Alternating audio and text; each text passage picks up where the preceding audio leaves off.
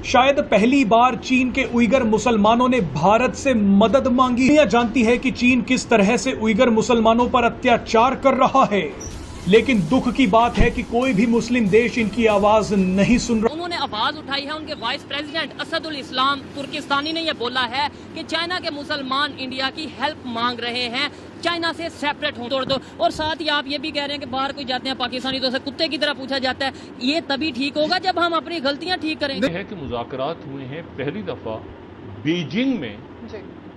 India और China के। Beijing में ये जो सरहदी तनाज़ा था, इस पे कमांडर्स की मुलाकात होती थी। कहाँ होती थी? ये कभी पुराने LAC के उस तरफ, कभी इस तरफ, कभी उस तरफ, कभी इस तरफ कमांडर्स। ये जो है ये डिप्लोमेट्स की हुई है। ये वर्किंग ग्रुप है, पुराना वर्किंग ग्रुप है। क्या रोल अदा कर रहा है भारत? उसमें न्यूट्रल रहने की कोशिश कर रहा है, पैसा इनसे बना रहा है, चाइना को डरा डरा के अमेरिकन से। सारा बिजनेस चाइना से निकल के सारा भारत जा रहा है। यहाँ पे जितने भारतीय निजात CEOs हैं वो सारी अपनी कंपनियों को जो गिर कर रहे हैं।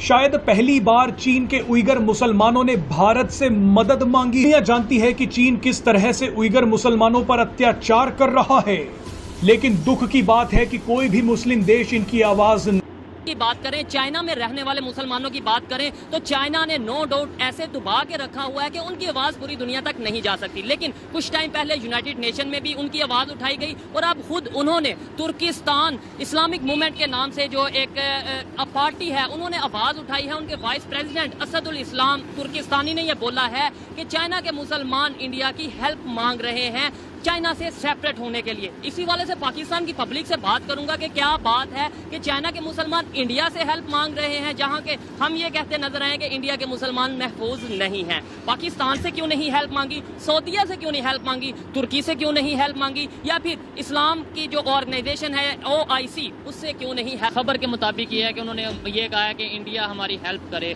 यानी उसके अंदर इंडियन गवर्नमेंट ही आता है। जी, इंडिया गवर्नमेंट में वो ये कह सकते हैं कि क्योंकि वो अपोजिट है उनके चाइना और इनके जो तल्लुकात हैं वो ज़्यादा अच्छे नहीं हैं, तो वो ये हो सकता है कि वो इंडिया को इंटरनेशनल लेवल पे वो चाइना को जो है वो बीट कर सकते हैं इस हिसाब से। ठीक है, तो वो इस हिसाब से उनसे मदद मांग सकते हैं। एज अ रिलीजन तो वो मुसलमानों के सगे नहीं है।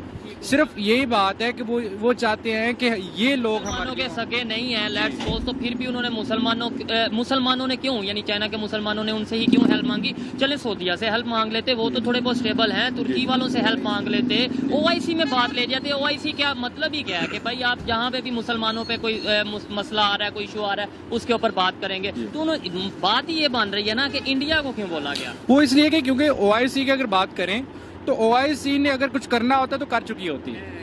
लेकिन ये जो इंडिया से उन्होंने बात की है, उनका मतलब ये है कि अगर वो चाइना को हिट करना चाहते हैं तो वो इस तरह से हिट कर सकते हैं। ठीक है, तो वो एज अ रिलीजन नहीं, वो हिट बेसिकली चाइना को करना चाह रहे हैं, क्योंकि उनके बेसिक राइट्स उनको नहीं दिए जा रहे। उनको रिलीजन को तब्लीग करने के लिए उनके ऊपर प्रेशर डाल रहे हैं। ये है कि मुज़ाकरात हुए हैं पहली दफा बीजिंग में इंडिया और चाइना के।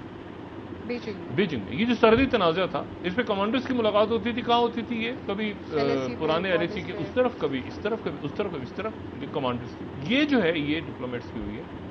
ये वर्किंग ग्रुप है, पुराना वर्किंग ग्रुप है। और ये वर्किंग ग्रुप 2019 में बना था, इसकी मीटिंग वगैरह लेकिन फिर ख़त्म हो गई। अब ये है कि बीजिंग में इसकी ये मुलाकात हुई है चाइना के डिप्लोमेट्स और इंडिया की फॉरेन मिनिस्ट्री के डिप्लोमेट्स। और उस मुलाकात में ये तय हुआ है कि अब अगली जो मीटिंग है वो जल्द बुलाई जाएगी। यानी उसका कोई ऐसा उसके नतीजे में कोई ये पॉस्चरिंग, लेकिन एक बर्फ़ पिघली है। ठीक है ना, कि यहाँ से इंडिया के लोग बीजिंग में गए हैं और वहां जाके मुज़ाकरात किए, तो एक बर्फ पिघली है। अब इस बर्फ वो क्या रोल अदा कर रहा है भारत? उसमें न्यूट्रल रहने की कोशिश कर रहा है, पैसा इनसे बना रहा है, चाइना को डरा डरा के अमेरिकन से।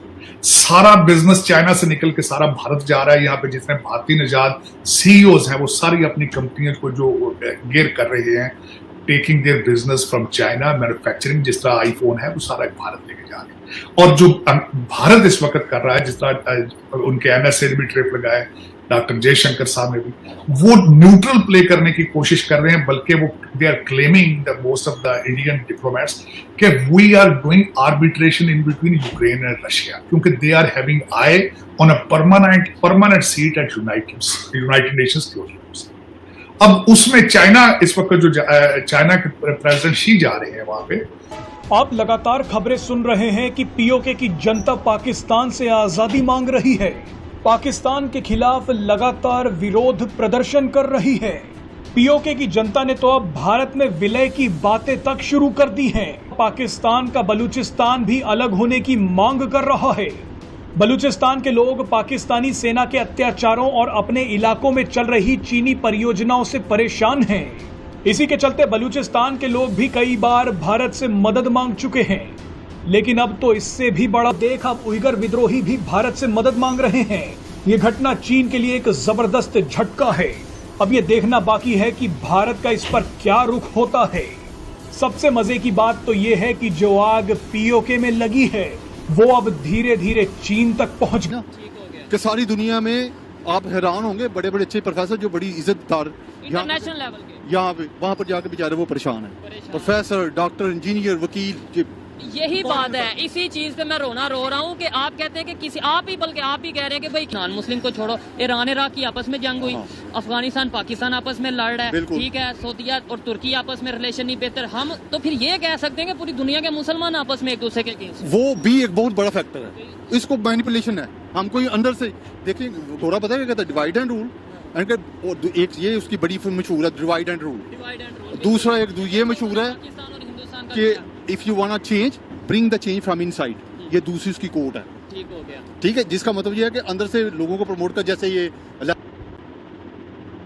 जी दोस्तों, जैसा कि आपने देखा कि चाइना के जो उइगुर मुसलमान हैं वो भी पीएम मोदी से अब तो मदद मांग रहे हैं, क्योंकि चाइना में जो मुसलमानों के साथ जुल्म हो रहा है बहुत ज़्यादा हो रहा है। हालांकि मीडिया पे दिखाया नहीं जाता और मीडिया पे हम ऐसी खबरें देखने को मिलती नहीं हैं। चाइना ने भी वहाँ पर बड़ी सख्त किस्म की पाबंदियाँ लगाई हुई हैं, इतनी सख्त पाबंदियाँ कि हम सोच नहीं सकते। ठीक है, तो पाकिस्तान का तो चाइना के साथ वैसे अलायंस है और पाकिस्तान चाइना के ख़िलाफ़ बात नहीं करता, तो इसलिए अब जो चाइना के जो मुसलमान हैं उन्होंने पीएम मोदी साहब से ही उम्मीदें लगाई हैं। अब देखते हैं कि पीएम मोदी साहब उनकी उम्मीदों में पूरे उतरते हैं या नहीं उतरते। बाकी वीडियो में बहुत सारी मालूमात थी, बहुत कुछ हमें जानने को मिला। उम्मीद करते हैं आपको वीडियो अच्छी लगी होगी। वीडियो अच्छी लगी है तो वीडियो को लाइक कीजिए, हमारे चैनल को सब्सक्राइब कीजिए और वीडियो को ज़रूर शेयर कीजिएगा। तो मिलते हैं अब अगली वीडियो में। अपना ख्याल रखिएगा। अल्लाह हाफिज़।